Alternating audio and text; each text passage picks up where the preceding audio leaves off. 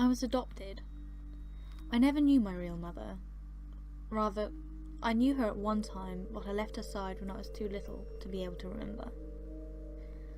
I loved my adopted family though. They were so kind to me. I ate well, lived in a warm and comfortable house, and I got to stay up pretty late. Let me tell you about my family real fast. First, there's my mother. I never called her Mum or anything like that. I just called her by her first name, Janice. She didn't mind at all though. I called her that for so long, I don't think she even noticed. Anyhow, she was a very kind woman. I think that she is the one who recommended my adoption in the first place. Sometimes I would lay my head against her in front of the television and she would tickle my back with her nails. She's one of those Hollywood mothers. Second, there's Dad. His real name's Richard, but he never really liked me much, so I began to refer to him as Dad in a desperate attempt to gain his affection. It didn't work. I think that no matter what I called him, he would never love me as much as his own child. It's understandable, so I really didn't press the matter. The most notable attribute of Dad was his unmoving sternness. He was not afraid to pop his children when they did something wrong. I found that out before I could use the restroom properly. He didn't hesitate to spank me. Well, I'm in line, and it's because of his methods. Lastly is my sister. Little Emily was really young when I was adopted, so we were about the same age, but she was slightly older.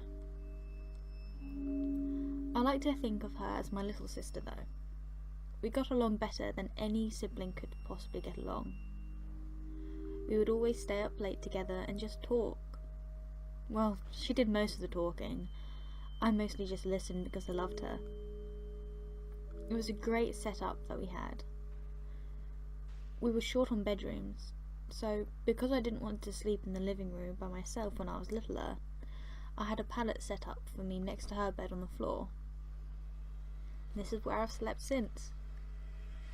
But it was cool with me because I enjoyed being with her, and I had always felt pretty protective over my little sis. Everything changed on a horrible Wednesday night. I was at home taking a nap when little Emily opened the front door. The sound of the door opening pulled me to a state of consciousness, and I walked from the room down the hall to the living room. That's when I first remembered it was Wednesday. I was never any good at keeping track of what day it was. Actually, I'll just go ahead and say it. My sense of time was horrible. But, nevertheless, I knew it was Wednesday because Emily had just come home from her church's youth group gathering. She walked in the front door and hugged me, and was followed in by Dad and Janice. "You have a good nap?" Janice said teasingly as she ruffled my hair. I just shook my head away and snorted in a manner that clearly expressed I was teasing back with her. "Don't you snort at your mother like that," said my father gruffly with authority. He shut the door behind him and hung up his coat.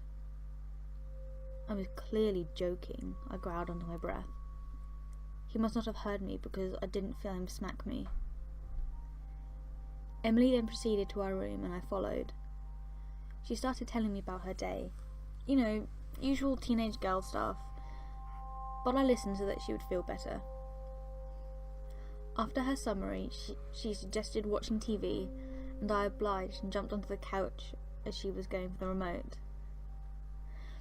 She rolled her eyes at my little brother-like immaturity and scooted me over and sat down. The TV turned on and we watched it together until the sun went down. Emily was the kind of girl that, instead of watching cartoons and soap operas, would rather watch Discovery and Animal Planet and National Geographic. I like them too, so I didn't mind. Actually, those are the only channels that could hold my attention. So it got late, and Janice walked up behind the sofa. "Emily, it's past your bedtime. Turn off the television and go to your room. You too. She pointed at me. Emily turned off the program we were watching grudgingly and stood up. She started down the hallway to our room. As I followed, I couldn't shake the feeling that something wasn't right. We went into our room and Emily turned off the light. Just as she did, I caught a flash of movement out of the corner of my eye. It was out the window, but as soon as I redirected my line of sight to where the window was no longer in my peripheral vision, what it was that I thought I saw was gone. I still remained alert, for my sister's sake. I lay there in the darkness with nothing but the thin ray of light from the street lamp outside to illuminate the room. It wasn't much. Time and time again, I could have sworn that I heard subtle sounds just out of the window. A twig break, leaves crunching, clothes jostling, and all the while I could smell the faint stench of sweat and blood. I kept my eyes open most of the night.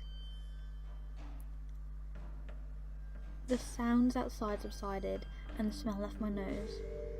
I began to feel at ease, and my eyelids closed. Not long after that, I heard a very loud crash on the other side of the house. I was up in an instant. "There's someone in the house," I barked, with extreme adrenaline coursing through me. "Wake up!" I shrilly pleaded with Emily. She did, and as soon as I saw her sit up, I ran to my parents' room. Dad was dead. His neck was splayed open and gaping as blood spilled out of it, off the bed, and onto the floor.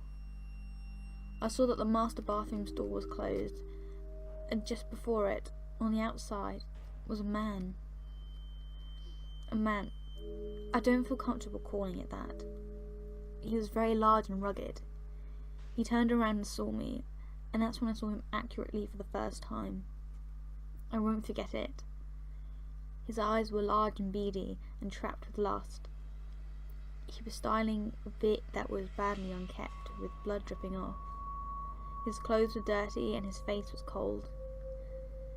Just then I noticed the same horrid smell of sweat and blood from earlier, but this time it was overwhelming.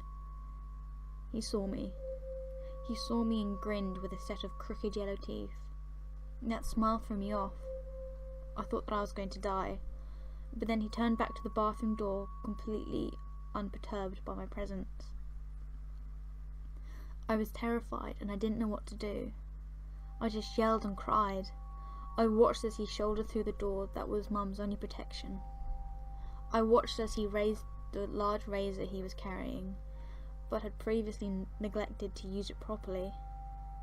I watched as he sliced her open and tore her to shreds. Then I heard something. The last thing I wanted to hear. It was Emily's scream coming from behind me. The large monstrosity looked up from my butchered mother and stared at my little sister. I was distraught.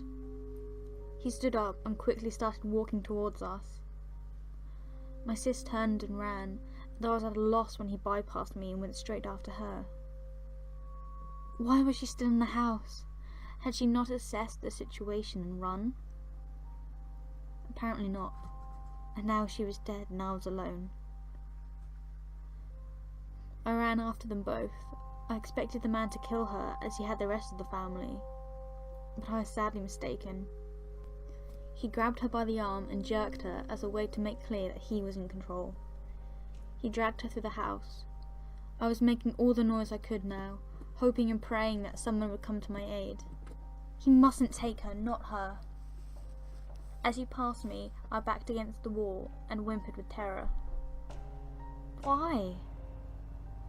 He didn't respond except by putting his free hand on my head, whilst Emily screamed in the other and saying, "Good boy." He gave another crooked grin and a very cold, unnatural laugh. I followed him to the door, where he dragged my helpless sister after him. He opened it, pulled her out, and slammed it shut behind him. I'm now sitting in the house with my mutilated adopted parents, shivering and whimpering with dismay. He's out there with her, doing who knows what to her, and I can't do anything. I would if I could, but I can't. I would chase after them in a heartbeat, but I can't. I sit here, looking at the front door, looking down at my paws. If only I could open doors.